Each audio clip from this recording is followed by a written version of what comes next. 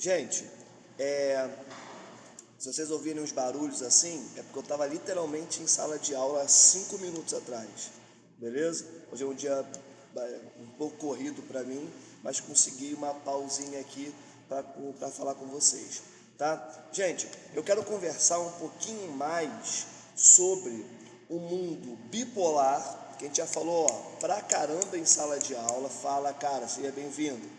Que a gente já falou bastante em sala de aula, então eu quero aprofundar em alguns elementos, principalmente pensando no que veio depois do mundo bipolar, beleza? E depois falar algumas coisinhas novas que acabam sendo um complemento, mas que falam sobre população e que eu acho que são fundamentais para a gente desenrolar bem na nossa prova, beleza? Olha só, galera, só para relembrar aquilo que a gente já está ligado, o mundo bipolar, certo?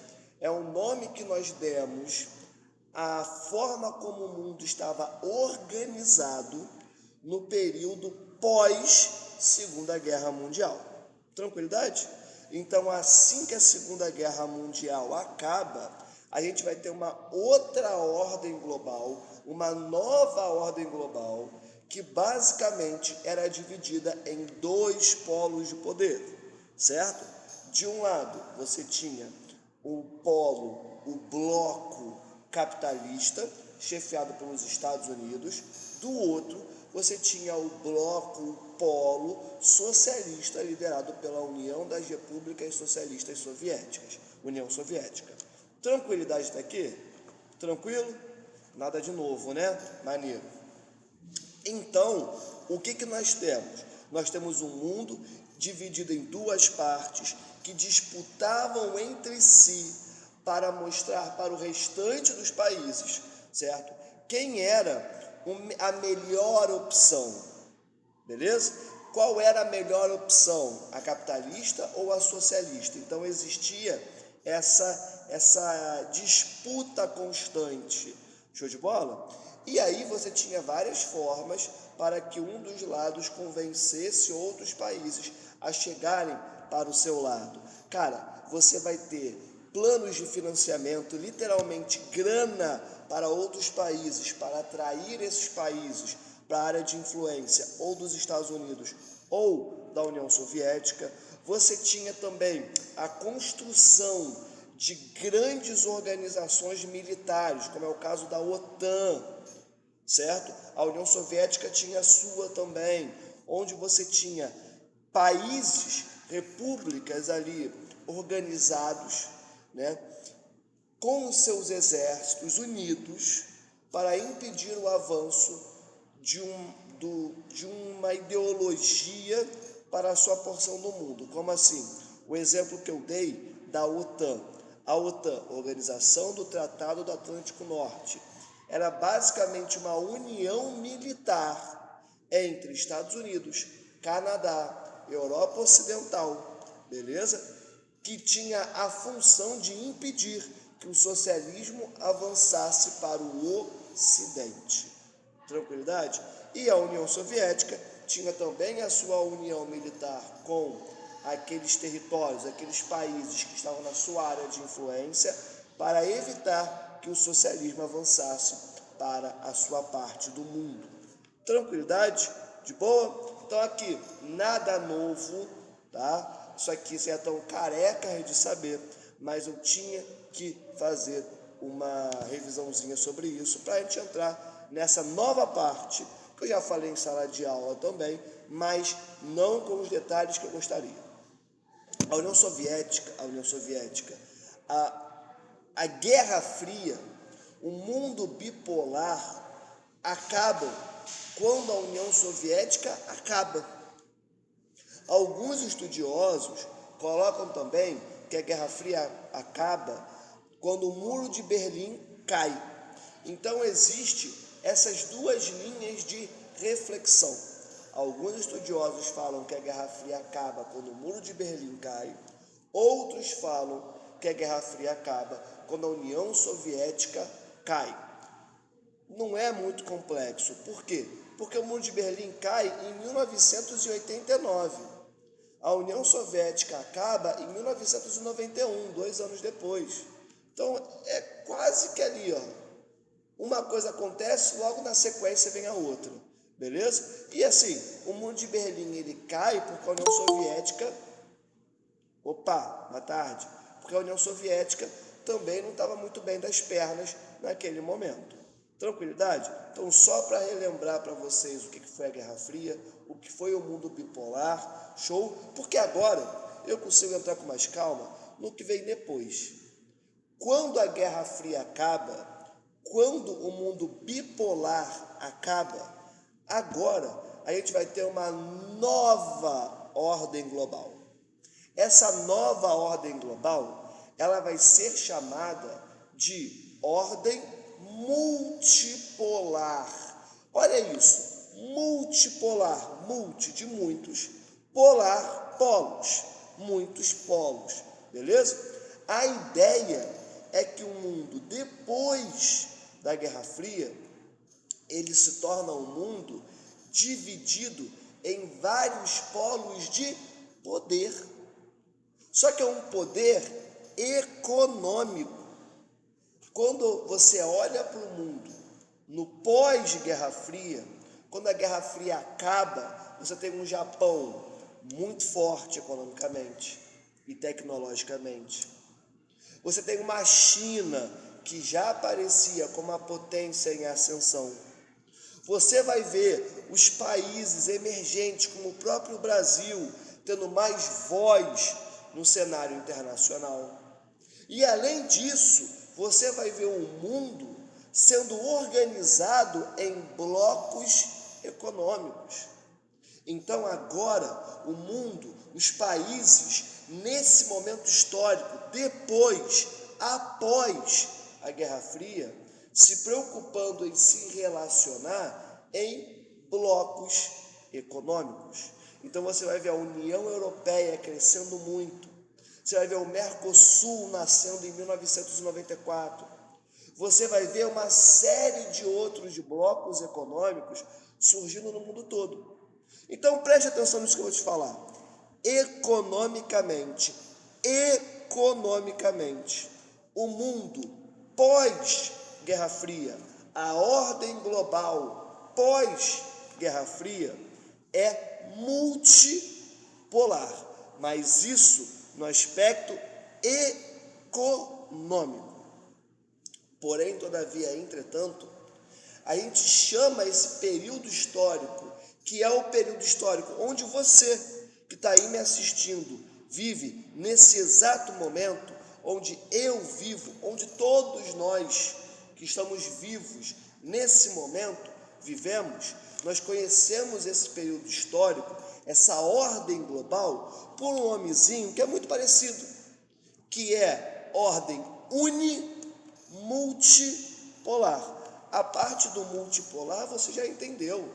É esse mundo dividido em vários polos de poder econômico. Mas e o uni, mister? O uni é no aspecto militar. Do ponto de vista militar, só existe um país que investe quase $1 trilhão todo ano em exército. Já falei isso para vocês várias vezes também, vocês já estão ligados. O único país que investe quase $1 trilhão, eu não falei milhão, eu não falei bilhão, eu falei trilhão de dólares, são os Estados Unidos. E eu sempre uso uma comparação que é o primeiro lugar no mundo disparado de país que mais investe em armas, em tecnologia militar, são os Estados Unidos, com quase $1 trilhão investidos. O segundo lugar é a China. Só que a China, em 2023, investiu o equivalente a $245 bilhões. Então a distância do primeiro lugar para o segundo lugar é de mais ou menos, $800 bilhões. Isso é mais do que grande parte dos países pobres tem de PIB, do todo que eles produzem em um ano.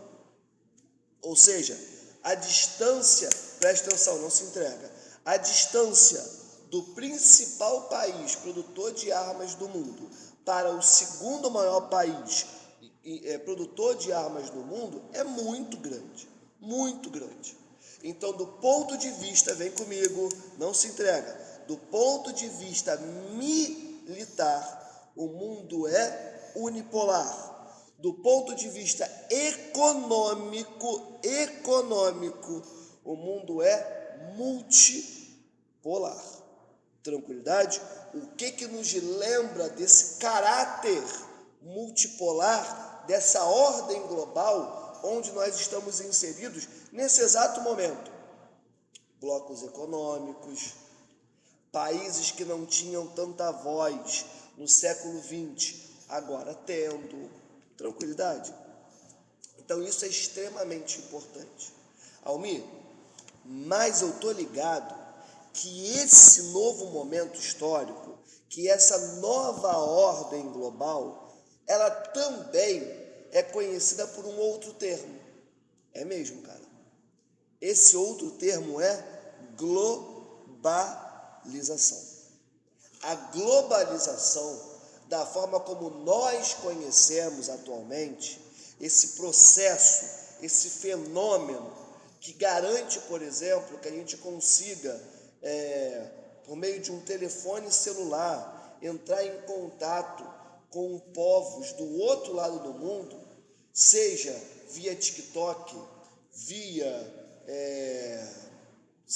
YouTube, com muita agilidade, tranquilidade, WhatsApp, o que é o WhatsApp? Essa globalização, esse momento da globalização, onde nós vivemos nesse exato instante, ele está dentro, ele faz parte dessa nova ordem global que nós chamamos de unimultipolar. Tranquilidade? A globalização, olá, boa tarde. A globalização, ela é um fenômeno que vem desde século XVI, beleza? Nós, geógrafos, não enxergamos dessa forma, mas a história, a disciplina história, ela coloca que a globalização começa lá no século XVI, nas grandes navegações. Então, a gente pega emprestado isso para trabalhar esse tema em sala de aula com vocês em geografia. Então, globalização, presta atenção, vem comigo, presta atenção. Globalização começa lá nas grandes navegações, no século XVI, certo? Mas o momento histórico da globalização que nos importa, que conversa com o nosso conteúdo nesse momento, é a globalização, que vai tomar muita força ali na década de 1970, mas que ela vai alcançar o planeta Terra quase que todo, com muita força, com o final do mundo bipolar. Então, olha o que a gente conversou até agora. Preste atenção, não se entrega, vem comigo. A gente conversou sobre o mundo bipolar, Guerra Fria. O mundo bipolar, ele acaba em 91, com o fim da União Soviética. Com o mundo bipolar, com a Guerra Fria acabando, nós entramos em um novo período histórico, que é onde nós vivemos nesse exato momento. Esse novo período histórico nós chamamos de ordem unimultipolar. Multipolar por conta do critério econômico, que você já entendeu, blocos econômicos, países mais pobres que não tinham tanta voz durante o século XX, agora tendo mais voz, beleza? E o aspecto sendo voltado a exército, a força militar. Essa parte já foi. Só que um elemento que eu trouxe para você é que dentro dessa ordem unimultipolar, nós temos um outro processo que está dentro desse mundo unimultipolar. Que outro processo é esse? É a globalização. É essa nova fase da globalização que torna possível que a gente se comunique com várias partes do mundo com muita fluidez, com muita facilidade. Até aqui, tranquilo, gente? De boa? Tudo certo? Coloca um joinha para mim aí, se estiver tudo certo. Tudo certo, então? Maneiro, gente. Que bom que vocês estão acompanhando, tá? Então vem comigo. Só que tem um geógrafo que ele é extremamente importante para a geografia brasileira, e eu já falei dele para vocês algumas vezes, incluindo no ano passado, que eu tenho certeza que quem estava comigo no ano passado vai lembrar, que se chama Milton Santos. Não é o Newton Santos do Botafogo, é o Milton Santos, com M no início, beleza? Milton Santos, que é uma das maiores cabeças da geografia brasileira, da história da geografia brasileira, e eu me arriscaria a dizer de toda a América Latina. Milton Santos vai dizer o seguinte: cara, essa globalização, do jeito que nós a presenciamos, a vivenciamos, a estudamos, ela é profundamente perversa. Milton Santos vai entender a globalização. Ei, preste atenção no que eu vou te falar agora. Milton Santos vai entender a globalização como perversidade. Por quê? Preste atenção nisso que eu vou falar agora, que também não é novidade, tá? Milton Santos, ele olha para os países no pós-Guerra Fria e ele visualiza algumas questões, como por exemplo, ele vai perceber que grandes empresas que atuam no mundo todo, como a Nike, como tantas outras,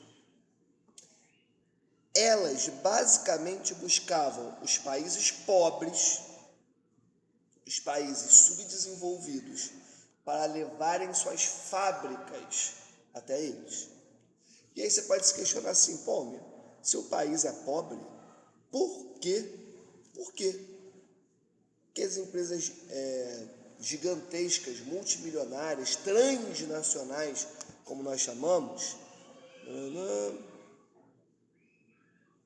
peraí, mandar uma mensagem aqui, um segundo, gente.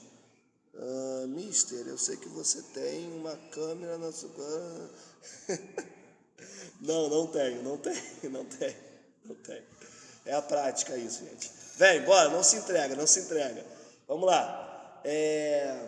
Grandes empresas transnacionais buscam o mundo subdesenvolvido, por quê? Basicamente, porque no mundo subdesenvolvido, a mão de obra é muito mais barata. Vocês já viram quanto é o salário mínimo brasileiro? É 1.500 e uns quebrados. Gente, isso é muito pouco. Isso é extremamente pouco, gente. Só que milhões de pessoas no Brasil vivem com esse salário. Na verdade, até com menos, se a gente for ser bem específico. Milhões. Nós somos 203 milhões de pessoas. Milhões de pessoas vivem com salário mínimo ou menos, tendo que pagar um monte de conta e ainda criar seus filhos. Gente, isso é muito pouco. Muito pouco. Aí, onde nossa escola está localizada, Vila da Penha, mal se consegue pagar um aluguel. É muito pouco. Muito pouco. Almir, o que isso tem a ver com o nosso conteúdo? Tem a ver que nós somos a mão de obra barata do mundo. Nós, do mundo subdesenvolvido, do sul global, nós somos a mão de obra barata do mundo. Muito se fala de China, de Vietnã. O salário mínimo chinês, ele é maior do que o salário mínimo de toda a América Latina, com exceção do Chile. Na última vez que eu vi, fazendo uma tradução, digamos assim, passando a moeda chinesa para o real, estava mais ou menos ali uns 5 mil reais, algo do gênero. Ou seja, a diferença não é pequena, certo? Então, quando você tem fábricas das principais empresas transnacionais do mundo vindo para México, Uruguai, Equador, Bolívia, Suriname, Tuvalu, Angola, Guiné-Bissau, Laos, são países, independente do continente onde eles estão, que são países subdesenvolvidos, são países pobres. Então, quando eles mandam para esses países as suas fábricas, eles estão fazendo isso para aproveitar a mão de obra que é muito mais barata. Um alemão, para entrar em uma fábrica para trabalhar, ele cobra pelo menos, eu estou sendo muito tranquilo aqui, pelo menos 5 vezes mais do que um latino-americano em média. Então, para uma Ford, para uma Nike, produzir, montar os seus produtos numa Alemanha não é vantajoso, porque é caro. Agora, produzir no Equador, é. Produzir no México, é. Por quê? Porque a nossa mão de obra é muito mais barata. Então, Milton Santos, ele olha para isso e fala, cara, não concordo. Isso é profundamente perverso, segundo Milton Santos. Por quê? Porque ele percebe que no sul global, no mundo subdesenvolvido, as pessoas trabalham e ganham isso aqui, mesmo estando trabalhando em empresas transnacionais. Isso sem falar quando não há denúncias da utilização de mão de obra escrava, semi-escrava por parte dessas empresas, como já aconteceu muito com a Nike, como já aconteceu muito com a Apple. Vira e mexe, pipoca uma denúncia envolvendo essas empresas do uso de trabalho escravo. Então, Milton Santos, ele olha para isso e fala, não concordo. Milton Santos fala, não concordo, acho perverso. Vocês saem lá do mundo desenvolvido, vêm para cá, para aproveitar a nossa mão de obra barata, não é maneiro. Em Milton Santos, ele traz um outro elemento também fundamental, que é o seguinte, acorda, ei, não se entrega, que eu sei que você estava indo, não se entrega, vamos embora, volta. Milton Santos vai falar o seguinte, cara, além disso, tem toda uma indústria de massa, né, voltado à mídia, que atropela as culturas locais. Como assim? Cara, você vai ter um cinema que vem de Hollywood nos Estados Unidos, que ele basicamente monopoliza o cinema. Quando alguém pensa em cinema no Brasil, dificilmente, tem suas exceções, mas dificilmente ele vai estar falando de cinema nacional.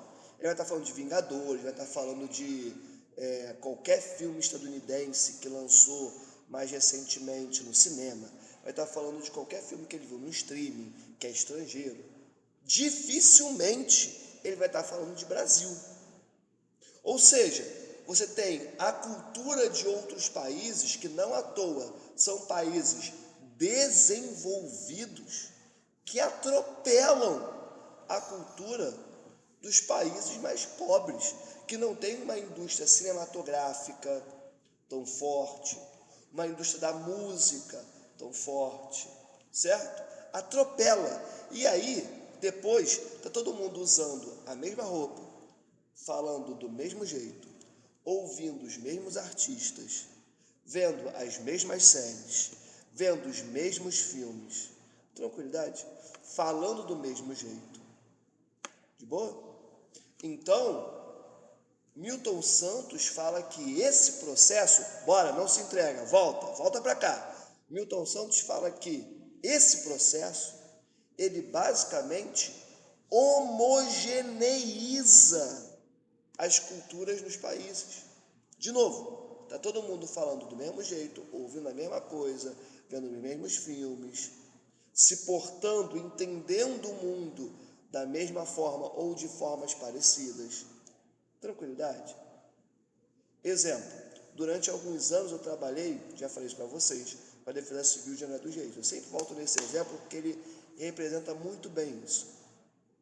Conversando ali com tribos indígenas, quilombolas, caiçaras, era muito comum que eles falassem que eles tinham uma preocupação muito grande com as novas gerações Porque basicamente eles estavam se preocupando em pegar o smartphone mais novo, em ir morar na cidade e deixar os valores culturais de milênios daquelas comunidades para trás e focar no novo filme da Marvel, focar na nova música que foi lançada no streaming, focar no TikTok, focar no seu influenciador mais legal, né, no YouTube, em tantas redes sociais, e deixando aquela cultura para trás, certo?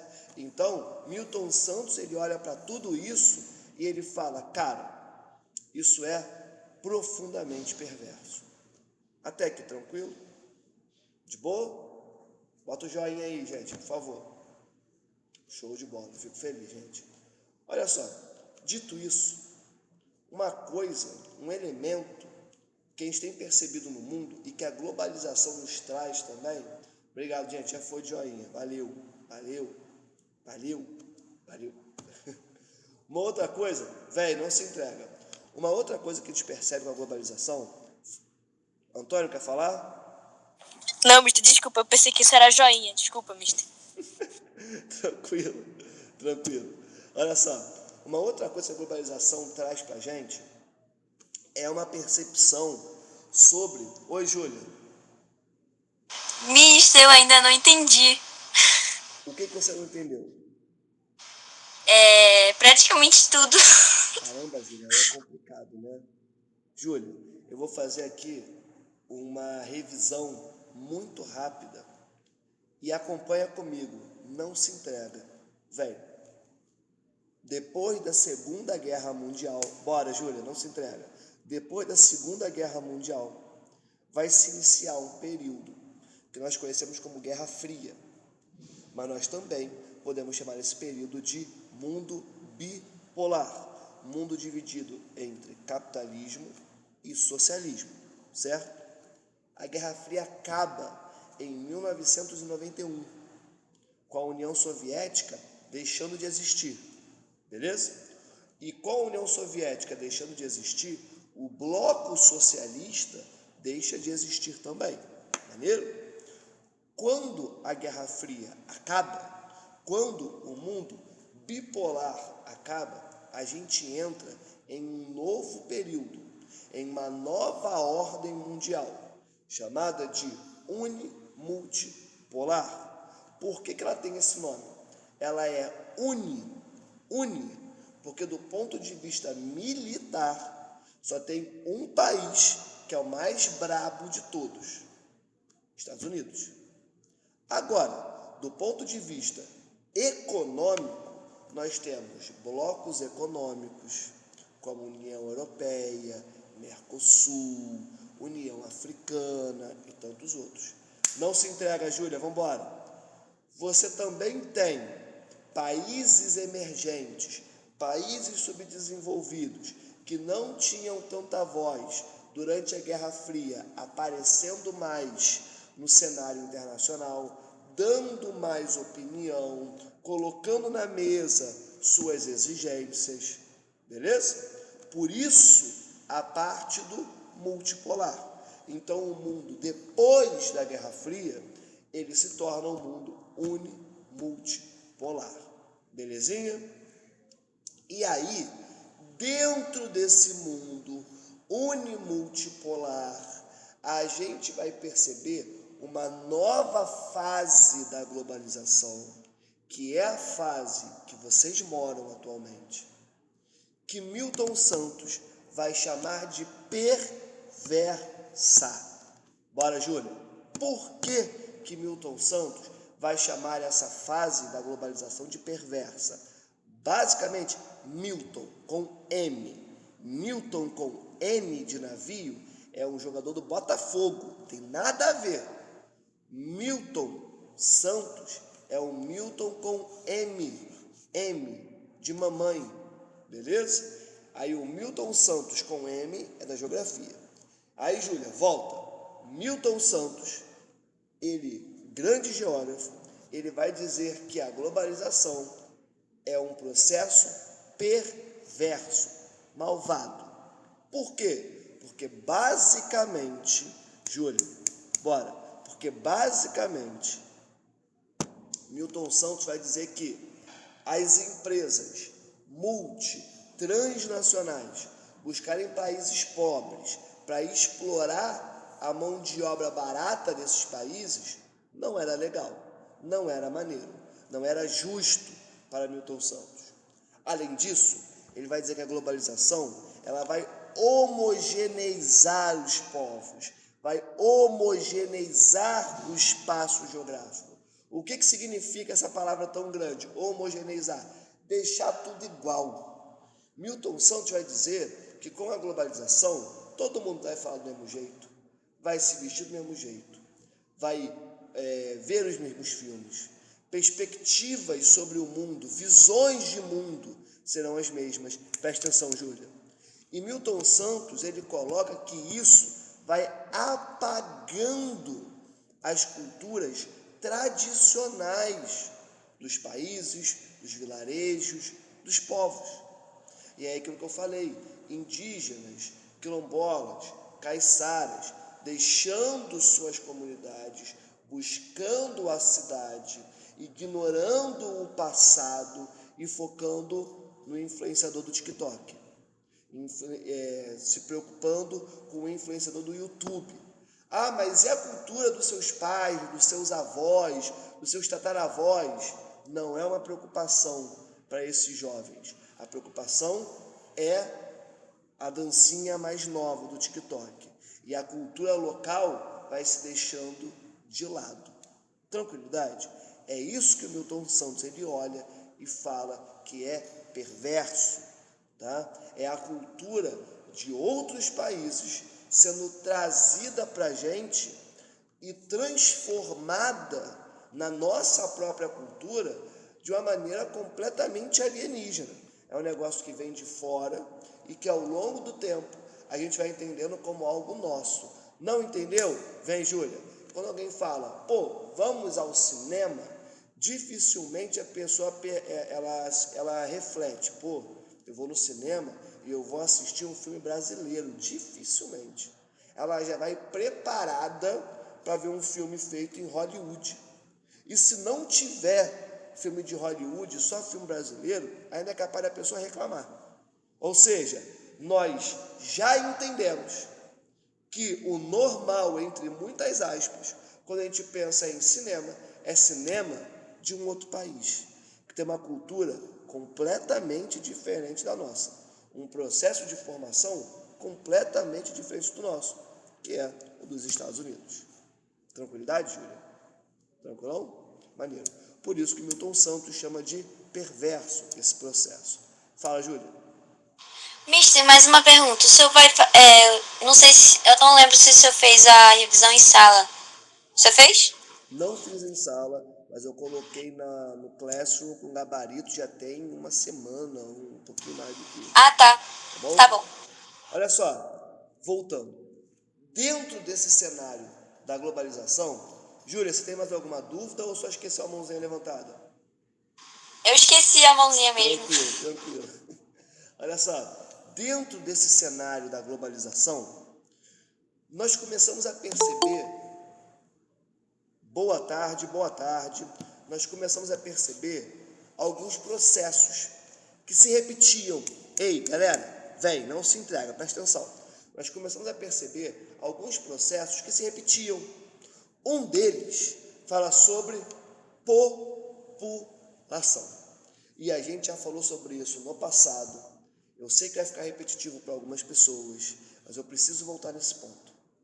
Que é o seguinte, a gente percebe que há uma tendência a nível global, pensando nas populações do mundo, quando a gente pensa no atual momento em que a gente vive, portanto, na própria globalização. Basicamente é o seguinte, as pessoas estão tendo cada vez menos filhos. E aí, por que isso está acontecendo? Porque ter filho é caro. Ter filho é caro, certo? Então, a gente percebe isso muito mais em países desenvolvidos. como a Alemanha, que é o exemplo que eu sempre pego, como é o Japão. Gente, no Japão, o pessoal literalmente se recusa a ter filho. Eu estava lendo anteontem uma matéria da BBC, se eu não me engano, que dizia que o governo japonês não sabe mais o que fazer, porque ele já tentou dar dinheiro para as pessoas, já criou propaganda em televisão para que as pessoas se sintam mais confortáveis em ter mais filhos, e mesmo assim o pessoal se recusa a ter filho. E quando tem filho, é um filho só. Por quê? Porque o japonês, ele basicamente está pensando o seguinte, cara, eu posso ter um filho e abaixar um pouquinho o meu poder de compra, certo? Opa, mandaram uma mensagem aqui, deixa eu ver, gente, um segundo. Mister, depois você pode falar sobre as nações sem território e seus objetivos? Posso sim, cara. Eu volto nisso daqui a pouquinho, só um segundo. Pronto. Recapitulando. Nós temos, principalmente nos países desenvolvidos, uma tendência que é essa. Os casais, cada vez mais, têm menos filhos. Por quê? Porque filho é caro. No Japão, que era o exemplo que eu estava dando, o pessoal não tem filho. E quando tem, é um só. A Europa Ocidental inteira, passa por esse mesmo processo. Estados Unidos também. Canadá nem se fala. Austrália, pelo amor de Deus. Nova Zelândia, já, o pessoal não tem filho há um tempo. Só que no Brasil, isso também acontece. Só que num ritmo, numa velocidade muito menos intensa, preste atenção, do que numa França, por exemplo. Por quê? Porque nós ainda somos um país emergente, um tipo de país subdesenvolvido. Aqui, alguns processos são diferentes, inclusive o motivo pelo qual as pessoas não têm filhos. Exemplo, lá na Europa, um alemão, ele pensa, bora galera, não se entrega. Um alemão pensa, cara, se eu não tiver filho, eu vou conseguir viajar muito mais, eu vou conseguir fazer um mestrado, um doutorado, um pós-doutorado, uma especialização, eu vou conseguir estudar mais tempo, eu vou comprar o iPhone novo, eu vou comprar o PlayStation novo. O brasileiro, ele pensa, cara, eu não vou ter filho, porque senão eu não consigo pagar o meu aluguel. Perceberam? Os dois, cada vez mais, estão tendo menos filhos. Só que esse aqui é para manter o seu padrão de vida. Esse aqui é para conseguir pagar suas contas, certo? Então, são situações um pouquinho diferentes que levam ao mesmo processo. Maneiro? É muito comum que nas principais cidades do mundo, nas principais metrópoles do mundo, a gente perceba isso num ritmo muito acentuado. As pessoas estão tendo menos filhos. Mas, de novo, lembra, presta atenção, ei, não se entrega, presta atenção. No mundo subdesenvolvido, isso acontece num ritmo mais lento. Beleza? Mandaram a mensagem aqui, deixa eu ver. Mister, também tem a Islândia que vão pagar $5.000 mensal para poder casar. Exatamente, Júlia. Exatamente isso. Você tem países pagando para o pessoal ter filho, mesmo assim o pessoal não quer ter. Tá? A China está tentando correr atrás do prejuízo também, porque essa população está ficando muito idosa. Eles precisam, né, de pessoas mais jovens. Preste atenção, só para a gente fechar essa parte da população diminuindo, a gente tem um cenário também que é o seguinte. Cara, o Brasil, de 10 em 10 anos, ele desenvolve uma pesquisa que a gente chama de censo. Quem faz essa pesquisa é o IBGE, inclusive, tá? Outra mensagem, deixa eu ver aqui, desculpa. Professor, você vai falar dos Estados Unidos? Cara, eu já falei sobre isso. Eu comecei a aula falando sobre isso, tá? Vamos voltar aqui. A gente percebe que o Brasil, no último censo, e de novo, censo é uma pesquisa feita de 10 em 10 anos pelo IBGE, que ele pega várias informações do nosso país. Quem está passando fome, quanto que as pessoas ganham de salário, informações sobre números de escolas, sobre números de postos de saúde, aonde tem mais, aonde tem menos, né? Número de doenças que mais afeta a população brasileira. Tudo isso é visto pelo censo que o IBGE faz. Show de bola? No último censo de 2022, 2023, foi visto que a população brasileira, preste atenção, é de 203 milhões de pessoas. Por que isso é importante? Porque a previsão era de 213 milhões de pessoas. Nós estamos 10 milhões de pessoas atrás do que era a previsão para esse ano. Tranquilão? Então, só para a gente entender que nós passamos pelo mesmo processo, uma velocidade mais lenta do que os países desenvolvidos, por motivos diferentes, inclusive, mas nós também passamos por esse processo. E aí, só para fechar a parte de população com chave de ouro, eu vou tirar a dúvida da Júlia, depois eu faço mais duas coisinhas, tá? E aí depois eu tiro mais umas duvidazinhas aqui e a gente já pode encaminhar para a conclusão. Fala, Júlia. Ô, Mister, eu tava vendo aqui a revisão, quando você tava explicando aí o negócio, aí eu tava com dúvida na questão 1, que é: explique por que a atual ordem mundial é também conhecida como ordem unimultipolar. A gente acabou de falar, né? A atual ordem ela é conhecida como unimultipolar, por quê? Porque depois que a Guerra Fria acaba, a gente vai ter um mundo que, do ponto de vista bélico, militar, ele é único. Tem um único polo de poder, Estados Unidos da América, beleza? É o único país que todo ano investe quase $1 trilhão só em armas, beleza? Só que do ponto de vista econômico, o mundo ele tem múltiplos, olha só, múltiplos polos de poder, multipolar, múltiplos polos de poder, multipolar. É quase como se cortasse um pedacinho de cada palavra e juntasse, fizesse uma palavra só. Multipolar, múltiplos polos de poder, multipolar. Polos de poder, mas que poder? Econômico. Porque agora a gente vai ter blocos econômicos disparando, todo mundo fazendo bloco econômico, tudo quanto é país se juntando em bloco econômico. Você vai ter países que durante a Guerra Fria não tinham tanta voz, como o Brasil, como a Índia e tantos outros, agora aparecendo mais no cenário internacional. Você vai ter uma China se apresentando como uma potência em ascensão, e hoje em dia não tem como pensar um mundo sem a China, certo? Então, isso é a ordem global unimultipolar. Fala, Júlia.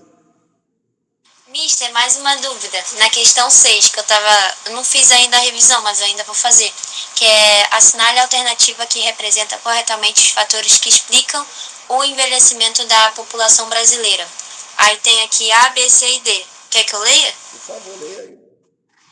A. Aumento da taxa de fecundidade e declínio de crescimento vegetativo. B. Aumento da taxa de natalidade e redução da expectativa de vida. C. Decrescimento da taxa de fecundidade e aumento da expectativa de vida. E D. Crescimento vegetativo acelerado e densidade demográfica elevada. Demográfica. Lê essa letra C de novo pra gente. Decrescimento de taxa de fecundidade e aumento de expectativa de vida. Isso. Obrigado, Júlia. Eu ia falar disso agora, mas você já adiantou pra gente.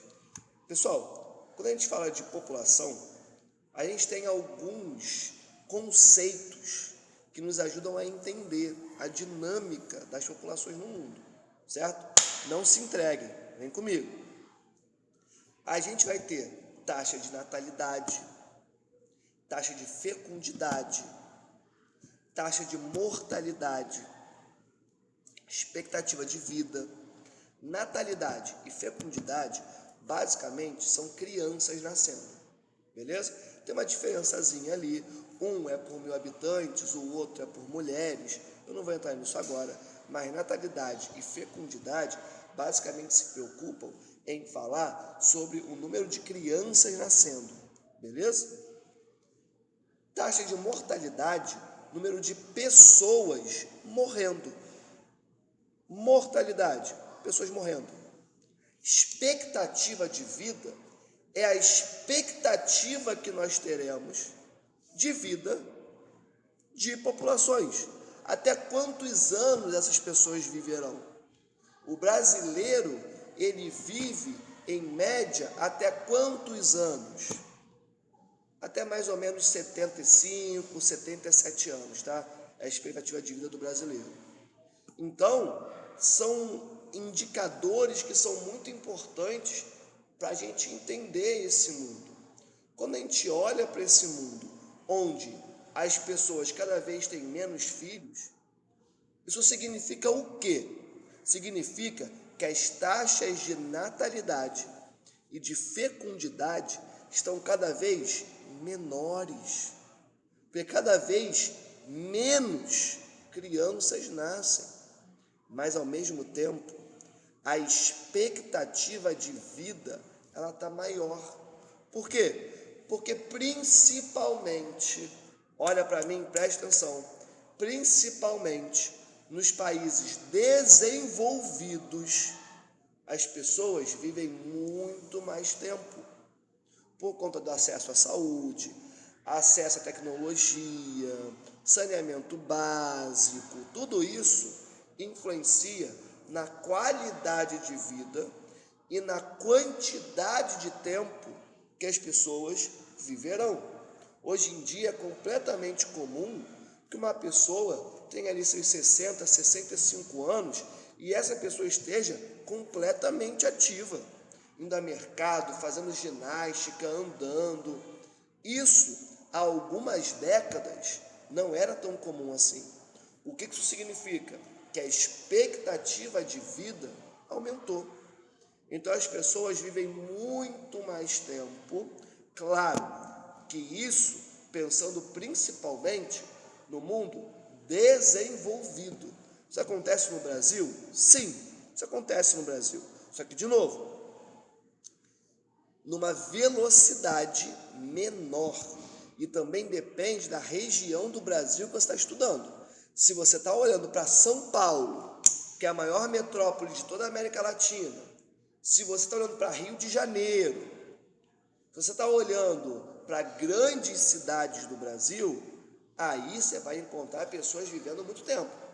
Agora, se você olha para o município pequenininho do interior do centro-oeste brasileiro, aí a realidade é completamente diferente, mas completamente diferente. Tranquilo? Então, não se entrega. Só para vocês entenderem que quando a gente pensa em globalização, principalmente lembrando da população nesse cenário de globalização, alguns conceitos nos ajudam.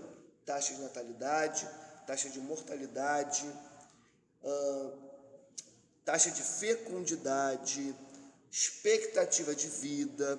E tem dois termozinhos que eu quero falar com vocês. São basicamente o seguinte: país populoso e país povoado. O que significa? Ei, não se entrega, preste atenção em mim. O que significa dizer que um país é populoso? Significa dizer que o todo da população desse país é muito grande. Como assim? Veja, o Brasil tem 203 milhões de pessoas. É gente pra caramba.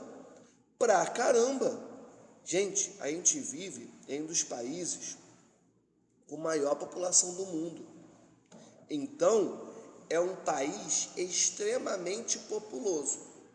Porém, é um país pouco povoado. Como assim, Almir? Como é que um país pode ser muito populoso e, ao mesmo tempo, pouco povoado? Muito simples. Povoado, preste atenção que isso aqui é importantíssimo. Povoado fala sobre a distribuição de uma população no espaço geográfico.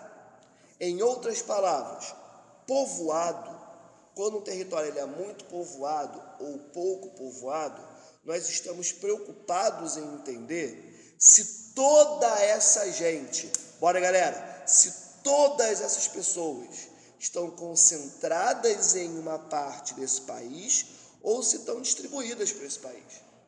Se eu falo que um país ele é pouco povoado, eu estou dizendo que esse país tem a sua população concentrada em algumas partes dele. Exemplo, 80%, bora, não se entrega, vem. 80% da população brasileira, mais ou menos, vive no litoral, desde o Nordeste até a região Sul. Pega todo o litoral brasileiro, beleza? 80% de toda a população brasileira está no litoral brasileiro. O que significa isso? Que para o interior do Brasil tem muito menos pessoas. Literalmente, tem menos pessoas. Então, a população brasileira está concentrada no litoral. E para o interior do Brasil tem muito menos pessoas. Tranquilidade? Por isso que nós dizemos que o Brasil é um país populoso, de muitas pessoas, uma população gigantesca, mas ao mesmo tempo ele é um país pouco povoado. Outro exemplo, Países Baixos, que aqui no Brasil a gente costuma se referenciar apenas à Holanda, né? É um erro, mas tudo bem. Vamos pensar na Holanda. A Holanda é pequenininha. A Holanda tem uma população que, comparada com o Brasil, é muito pequena, certo? Não chega a 100 milhões de pessoas, é muito pequena. Porém, todavia, entretanto, a Holanda é um país muito povoado. Aí você me pergunta, caramba, Almir, como assim? Simples. A Holanda tem uma população pequena que, entretanto, ela é muito distribuída por esse território pequenininho. Você não tem a população holandesa concentrada em só uma parte do país deles, do território deles. É uma população que está muito distribuída por todo esse território, por todo esse país. Por isso que ela é chamada de um território muito povoado, porém com a população absoluta muito baixa, portanto pouco populoso, tá? Mandaram uma mensagem aqui, deixa eu ver. Mister, sem ser a Holanda, cara, são alguns países ali que compõem os Países Baixos, tá? Que eu posso falar daqui a pouquinho, porque eu preciso fechar agora essa parte e a Júlia levantou a mão, tá bom? Espera um pouquinho que daqui a pouco eu volto. Fala, Júlia. Não, mister, já tirei minha dúvida. Tirou? Show de bola. Tem uma outra mensagem aqui que eu não respondi, deixa eu ver. Ah, tá. Pergunta do Guilherme. Mister, depois você pode falar sobre as nações sem território e seus objetivos? Claro que eu posso, cara. Olha só, nações sem território. Isso é lá no início do nosso conteúdo. Vou pedir que para a galera que está assistindo faça uma força para lembrar, tá? Lembra quando a gente estava falando? Presta atenção, não se entrega. Lembra quando a gente estava falando de Estado, nação? Então, Estado é um conjunto de instituições. Presta atenção. Ei, olha para mim. Estado é o conjunto de instituições que tem como função organizar a vida em sociedade. Então, o Estado brasileiro, ele é constituído, de STF, Congresso. No Congresso você vai ter Câmara de Deputados, você vai ter também o Senado, você vai ter a própria Presidência da República, você vai ter nos estados ali o governador, vai ter os deputados estaduais, os municípios, vereadores, prefeitos. Você tem uma série de instituições que tem como função organizar esse território. E essas instituições estão dentro dos poderes, certo? Que poderes são esses? Executivo, legislativo e judiciário, beleza? Então, o Estado é isso. E uma nação é o quê? Uma nação é um conjunto de pessoas, presta atenção, um conjunto de pessoas que compartilham de características.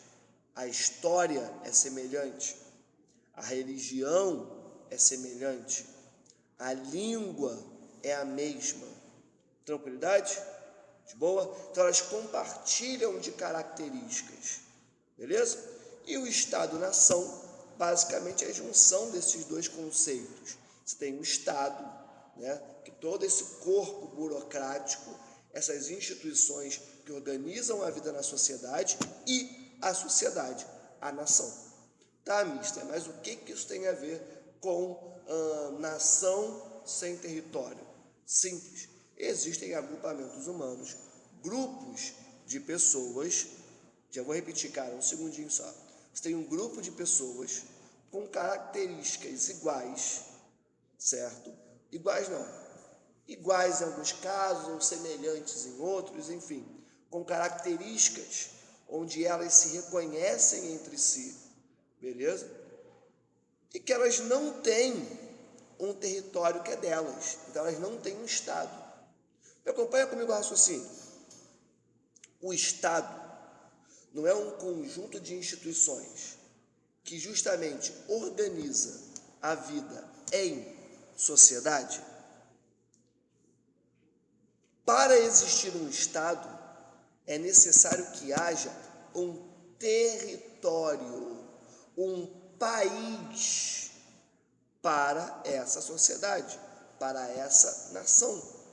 Só que se essa nação não tem esse território, não tem esse país, ela não terá um Estado. Tranquilidade? Tranquilo? Então, olha só, na pergunta do Guilherme, quando ele fala de nações sem território, é exatamente isso que nós estamos falando. São pessoas que compartilham de características, portanto, fazem parte de uma nação, certo? Características históricas, filosóficas, etc. Só que elas não têm um território delas, elas não têm um país. Se elas não têm um país, elas não têm um Estado.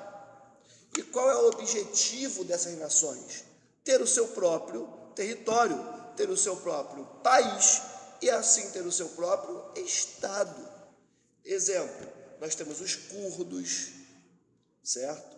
Os curdos, os chechenos também, lá próximo da Rússia. Nós temos, portanto, alguns grupos, como é o caso dos curdos, que eu acabei de falar, onde eles são uma nação, eles compartilham de características, só que eles não têm o país deles, que eles chamam, inclusive, de Kurdistão. Eles querem chamar o país deles de Kurdistão.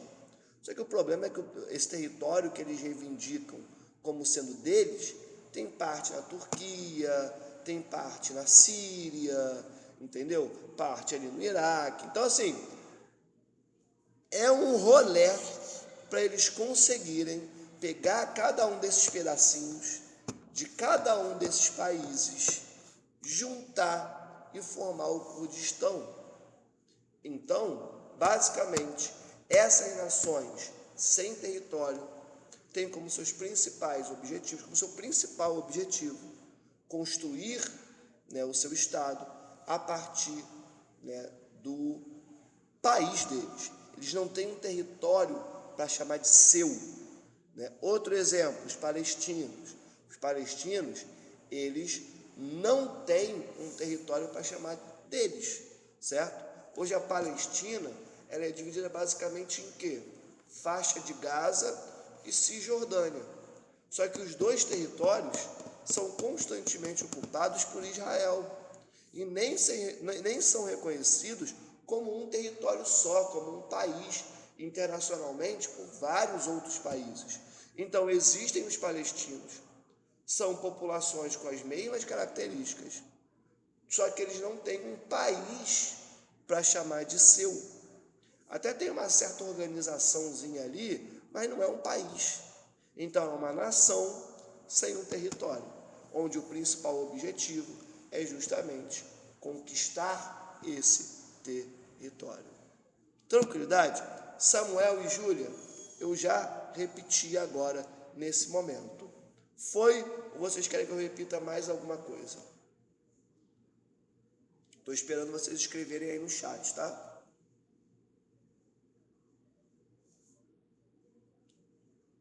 Samuel e Júlia, mais alguma coisa que vocês querem que eu repita? Não entendeu? Show, Júlia. Que bom que você falou então. Olha só. Quando a gente pensa em... Peraí que deu um bug aqui no meu tablet. Volta. E eu preciso dele. Eu quero conversar com vocês, fazer um exercíciozinho que seja. Voltou? Show de bola. Vamos lá. Olha só. Quando a gente pensa nesse assunto que a gente está conversando, no mundo existem populações que não têm exatamente, Samuel, em parte é por conta disso sim, tá? Esse é o conteúdo que a gente vai ver lá na frente, mas em parte é porque de fato há uma luta ali por território, beleza? Cara, tá dando bug no meu microfone? Fala aí, gente. Não? Então show de bola. Olha só, quando a gente olha para esse conteúdo, a gente tem o seguinte: existem populações no mundo que são pessoas com as mesmas características, deve ser internet, gente, com as mesmas características históricas, características de população, de língua, de religião, que nós chamamos de nação. Gente, esses travamentos podem ser da minha internet, tá bem? Se não estiverem conseguindo captar alguma coisa, escrevam aí que eu volto sem o menor problema, tá bom? Então, olha só, existem populações que compartilham de diversas características que, entretanto, elas não têm um país para chamar de seu, elas não têm um território. Essas nações que não têm território, certo? Nós dizemos que elas são uma nação, só que elas não têm território. É muito direto e reto, tranquilo, não tem muito o que confundir, beleza? E aí o ponto central é que essas nações, esses grupos humanos, elas disputam com outros países ali para construir os seus próprios países. Exemplo, Israel e Palestina. A Palestina hoje em dia, ela não é reconhecida internacionalmente por muitos países como um país, certo? E a Palestina hoje em dia, ela se limita à faixa de Gaza e à Cisjordânia. Só que Israel constantemente ocupa esses dois territórios, faz missões nesses territórios e controla uma série de dinâmicas nesses territórios. Exemplo, o que entra e o que sai de comida e água na região da faixa de Gaza é Israel que determina, certo? Então, na prática, aquele território não é 100% dos palestinos, entende? Então, os palestinos são uma nação, só que são uma nação sem um território para chamar de seu. E aí o principal objetivo desses grupos é justamente conseguir esse território para chamar de seu, para então poderem constituir um Estado-nação. Tranquilidade? Júlia, foi? Foi?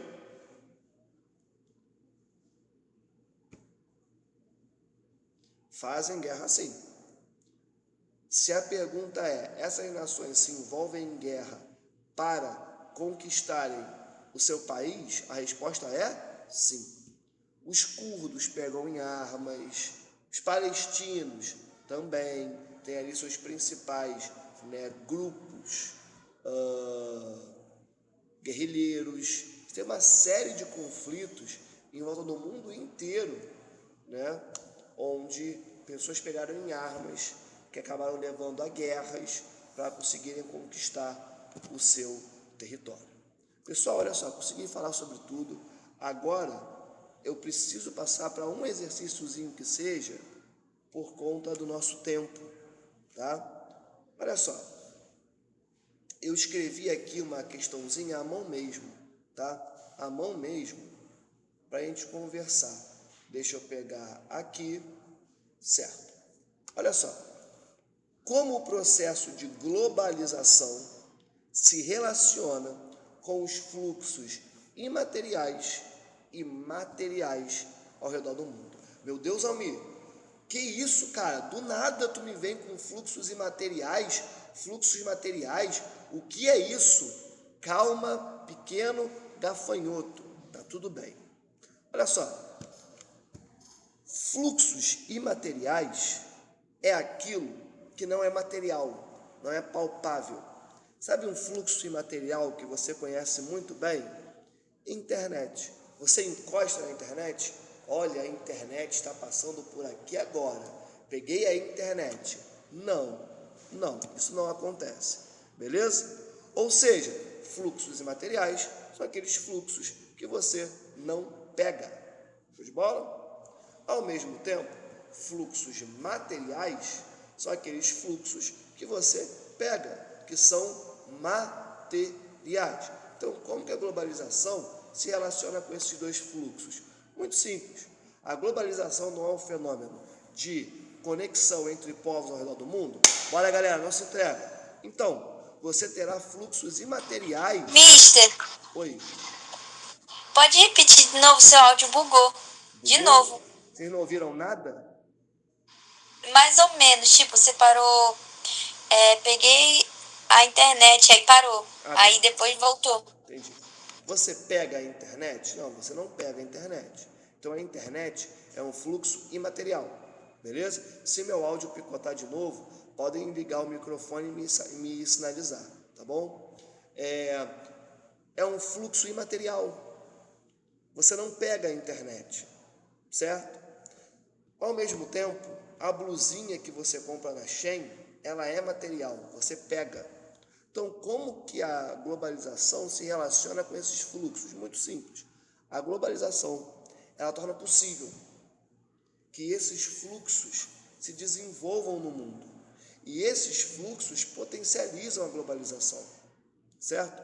Olha só, a internet, ela, ao mesmo tempo, ela é um produto da globalização, como também ela aumenta, ela intensifica a globalização, certo?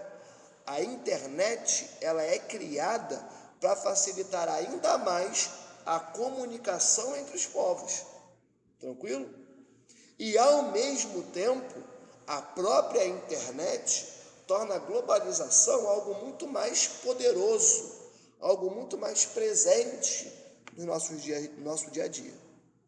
E esses fluxos imateriais, como a própria internet, como dinheiro, como assim dinheiro, Almir? Pix. Você pega o Pix, olha o Pix aqui na minha mão. Não, é imaterial, certo? Então, esses fluxos imateriais também tornam possível que a globalização avance, se potencialize. Tranquilidade? De boa? Lembra da blusinha da Shein que você não comprou a partir de um jutsu. Você não gritou para o céu, blusinha da Shein, ela caiu, certo? Você teve que entrar na internet, pagar com um cartão, internet imaterial, o dinheiro do cartão imaterial, ou Pix, enfim. E aí você recebe na sua casa algo material, que é a blusinha da Shein, da Shopee, enfim. Tranquilidade? Gente, uma outra coisinha que eu queria falar rápido para a gente concluir, eu prometo que é a última, tá? Olha só, preste atenção, não se entrega. Um momento histórico, já vou te ouvir, Júlia, em que nós vivemos, ele lembra muito a Guerra Fria, certo? Alguns chamam, inclusive, de uma Guerra Fria 2.0. Por quê? Porque esse momento histórico, basicamente, a gente consegue visualizar o quê? Dois lados, China, Estados Unidos. Estados Unidos enchendo a China de impostos nos seus produtos e a China enchendo alguns produtos dos Estados Unidos de impostos. Ao mesmo tempo, você tem uma Rússia crescendo, guerra na Ucrânia, sendo apoiada pela própria China. Estados Unidos apoiando a Europa contra a Rússia e contra a China. Ou seja, é um cenário onde, novamente, nós temos dois lados de poder que querem mostrar quem é o mais brabo, quem é o mais sinistro. Os dois lados investindo pra caramba em tudo quanto é coisa. A Europa, por exemplo, há pouco tempo atrás, disse que iria retomar os investimentos em armas. A Europa está se armando novamente, certo? Por quê? Porque, novamente, a gente vive um período de tensão entre duas partes do planeta que se confrontam, beleza? Então, alguns chamam esse período de uma Guerra Fria 2.0, tá? Vamos lá, deixa eu ver aqui mensagem. Imateriais e materiais, Júlia. Imateriais com I e materiais só com M, tá bom, Júlia? Tá, não entendeu o que, Samuel? Esse período histórico bipolar novo que nós vivemos? Se for, coloca um joinha assim para mim, por favor. Show de bola, Samuel, obrigado. Olha só, nós vivemos um período histórico onde, novamente, nós temos duas potências batendo uma contra a outra, beleza? De um lado, Estados Unidos, do outro, a China. Show de bola? Os dois já estão colocando impostos sobre produtos dos outros. Então, por exemplo, a Huawei não pode vender para os Estados Unidos porque os Estados Unidos acusou a Huawei de espionagem. Presta atenção, galera. Se algum país aliado dos Estados Unidos comprar produtos da Huawei, vai receber uma série de impostos nas costas também. Ao mesmo tempo, a China já encheu alguns produtos agrícolas e minerais dos Estados Unidos de impostos. Nós temos Rússia apoiando a China, Irã apoiando a China e vice-versa. Do outro lado, Estados Unidos apoiando a Europa Ocidental apoiando os Estados Unidos. Ou seja, a gente já tem a formação de dois blocos de poder novamente. Nós já temos a formação... Travou de novo. Travou aonde? Travou de novo. Travou aonde? Travou. Travou aonde? Agora eu esqueci. Tá, vamos lá. Estão conseguindo me ouvir agora? Sim. A questão é que nesse cenário que nós vivemos agora, nesse momento, nós novamente temos dois polos de poder. De um lado, China e seus aliados, do outro, Estados Unidos e seus aliados. Da mesma forma como era na Guerra Fria, com algumas diferenças evidentes, mas essa ordem bipolar, ela está de volta. Alguns já chamam de uma Guerra Fria 2.0. Tranquilo? É basicamente isso, Samuel. Pessoal, conseguimos falar sobre tudo. consegui trazer 2 questõezinhas para vocês. Eu vou selecionar alguns exercícios do livro que eu julgar importantes e colocar o gabarito na plataforma para vocês. Tá bem? Fala, Júlia. Ô, Mister, você pode repetir as 2 ou uma pergunta que você fez e pode me falar 2 ou uma coisa sobre material? Sobre material. Ah, tá, entendi. Cara, basicamente a primeira pergunta que eu fiz foi sobre fluxos materiais e imateriais, como que eles se relacionam com a globalização, né? Presta atenção, Júlia. A globalização é um fenômeno de conexão entre povos no mundo, certo? Bora, galera. Conexão entre povos no mundo. Show de bola? Maneiro. A internet, ela potencializou, ela aumentou a conexão entre esses povos. Simples assim. A internet, quando ela surge, ela potencializa e muito essa conexão. Cara, e não precisa de muita coisa não, tá? Eu tenho 30 anos. Quando eu estava no meu ensino médio, quando eu estava no meu 3º ano do ensino médio, as pessoas estavam falando, caramba, chegou um novo aplicativo, um tal de WhatsApp. Certo? Android estava começando, iPhone estava no 3, se eu não me engano. Então era um outro mundo, pensando nesse ponto em específico. Para se comunicar por meio de YouTube, redes sociais. Cara, rede social na minha época era Orkut e acabou. Que é muito limitada quando a gente compara com o WhatsApp, certo?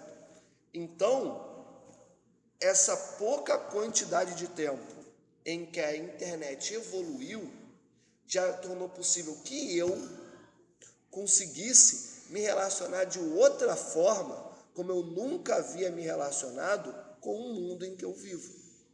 Beleza? Por conta da internet. Então, a internet, que é um fluxo imaterial, torna possível que eu, por exemplo, tenha acesso a fluxos materiais, como a blusinha da Shein. Beleza? A outra coisa que eu falei sobre uma nova Guerra Fria, nós temos a formação de 2 polos de poder novamente. De um lado, China, do outro, Estados Unidos, seus aliados, e do lado da China, e seus aliados também. Tranquilidade?